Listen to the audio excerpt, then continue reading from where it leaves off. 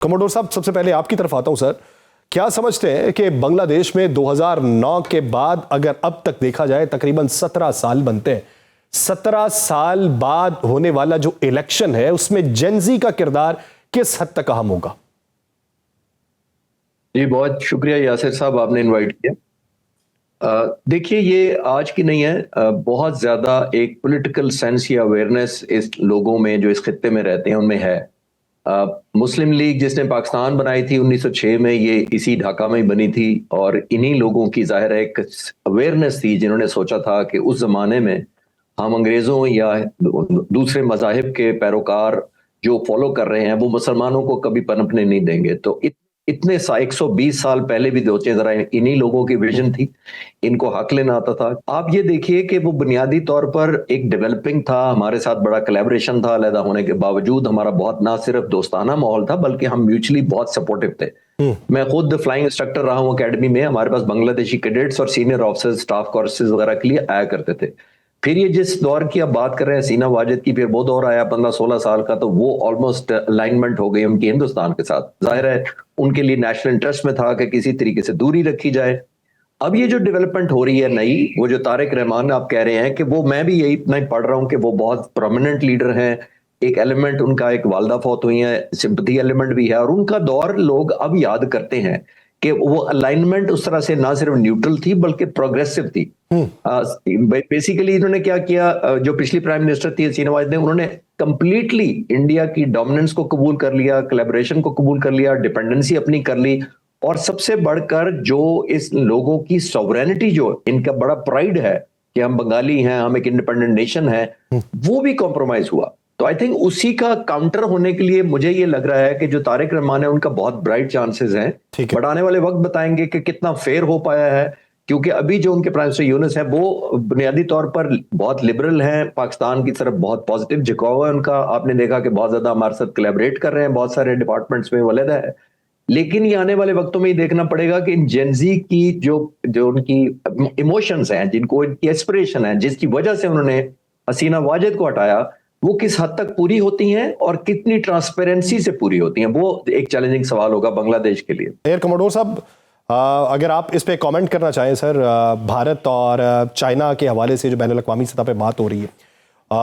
और दूसरा ये कि बीएनपी और जमात इस्लामी का जो इत्तेहाद है, आपको पता है कि माजी के अंदर भी इनका इत्तेहाद हुआ था। बीएनपी को उस वक्त मकबूलियत काफ़ी मिली हुई थी, लेकिन उन्होंने जब इत्तेहाद जमात इस्लामी से किया तो जो लेफ्टिस्ट हैं वहाँ पे उनकी तरफ से भी एतराज़ात उठाए गए थे। तो आप समझते हैं कि इतने लंबे अरसे में वो नज़रियात तब्दील हो चुके हुए हैं? जी बिल्कुल, आपने ठीक फोकस किया। लेकिन देखिए, over a period of time, जो नगमाना साहब भी कह रही थी कि ओवर ए पीरियड टाइम इतनी ज्यादा इंक्लिनेशन हिंदुस्तान की तरफ हो गई और उनकी पॉलिटिक्स पर इतनी डोमिनेंस हो गई हिंदुस्तान की, कि मैं समझता हूं, और मैं बड़ा क्लोजली फॉलो कर रहा था, और मैं अनफॉर्चुनेटली जब मैं एयरफोर्स में था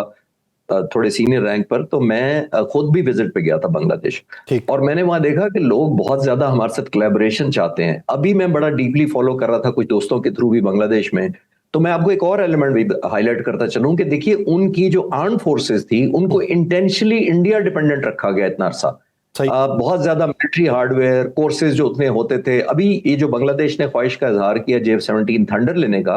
उसमें एक बहुत बड़ा एलिमेंट ये भी है कि वो उस चुंगल से या उस ग्रिप से निकलना चाहते हैं। तो जो आपके सवाल की तरफ मैं अब आता हूं, ये देखिए, बुनियादी तौर पर 16 साल में बहुत चेंज हुआ, और हम बात शुरू में ही कर रहे हैं कि जेनजी ये वो बच्चे हैं जिन्होंने वो पोल्यूटेड माइंड, यो नेगेटिविटी वाला एलिमेंट नहीं देखा। इसीलिए जो उनके जहनों में डाला गया था पहले हमारे मुतालिक, पाकिस्तान के मुतालिक नेगेटिविटी, वो इनके जहनों में नहीं है। उनके हाथ में अपने मोबाइल हैं, डिवाइसेज हैं, इंटरनेट कनेक्टेड है, सोशल मीडिया है। अब उन्होंने अपनी ओपिनियन बनाई है, वो अपनी अलाइनमेंट बताएंगे, अपनी डिसीजन मेकिंग करेंगे, इसीलिए वो हुकूमत गई है बुनियादी तौर पर। क्योंकि हसीना वाजिद पुराने तरीके से चलाना चाह रही थी कि जो उनकी अलाइनमेंट है अमेरिका की तरफ है, इंडिया की तरफ बहुत ज्यादा स्पेसिफिक थी, वो नुकसान लोगों ने फिर एक्सेप्ट नहीं किया जो उनके मुल्क को हो रहा था। अब मेरा ख्याल है जो नई अलायंसेज हैं, इवन जमात इस्लामी का मैं सुन रहा था कि उन्होंने तारिक रहमान से अलायंस की कोशिश की है, लेकिन शायद वो नहीं माने। तो उसकी बुनियादी वजह भी यही है कि एक तो तारिक रहमान का बहुत बड़ा एक फॉलोअरशिप है, और बड़ी, मेरा ख्याल ये अपने तज्जिए के मुताबिक शायद वही प्राइम मिनिस्टर हो अगले कमिंग इलेक्शन के बाद। लेकिन बहुत ज्यादा उन लोगों ने अब सीखा है, जो आप पिछले रेफरेंसेस की बात करें कि पहले नहीं हुआ था, लोगों ने शायद उस वक्त एलिमेंट ऑफ मेच्योरिटी वो नहीं आया था जो उनको तारीख ने, हसीना वाजिद ने और हिंदुस्तान ने जो सबक सिखाया है पिछले 16 सालों में, आई थिंक उनमें एक रियलाइजेशन है कि उन्हें एक इंडिपेंडेंस और सॉवरेनिटी करनी है, अपने फैसले खुद करने हैं, अपनी गवर्नेंस खुद करनी है। और जैसे मैंने कहा कि अगर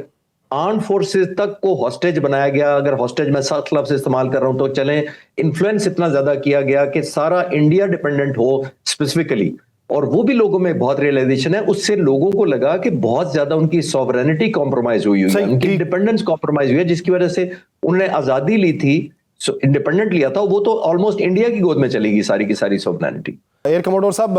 आप सर क्या राय देंगे, अगर बीएनपी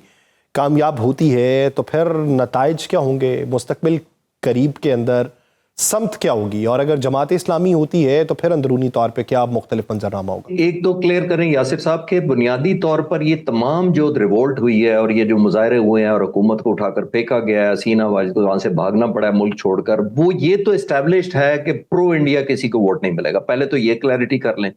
इसका मतलब है कि इसी मोमेंटम को सिर्फ एक इलेक्टोरल वैल्यू ऐड होनी है। जो नगमाना साहब अभी कह रही थी कि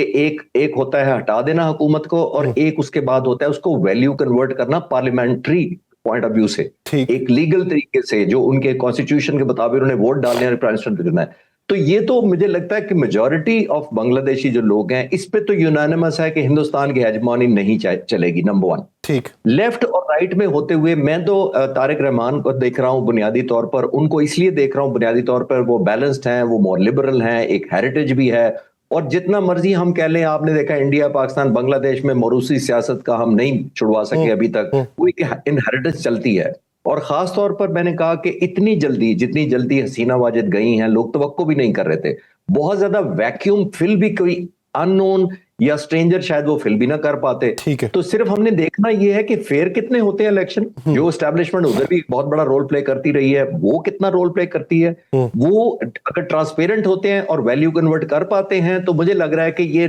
डेफिनेटली वोट जितने मर्जी पड़े वो डेफिनेटली एंटी इंडिया ही होगा एलिमेंट, और वो सब डिवाइडेड हो सकते हैं।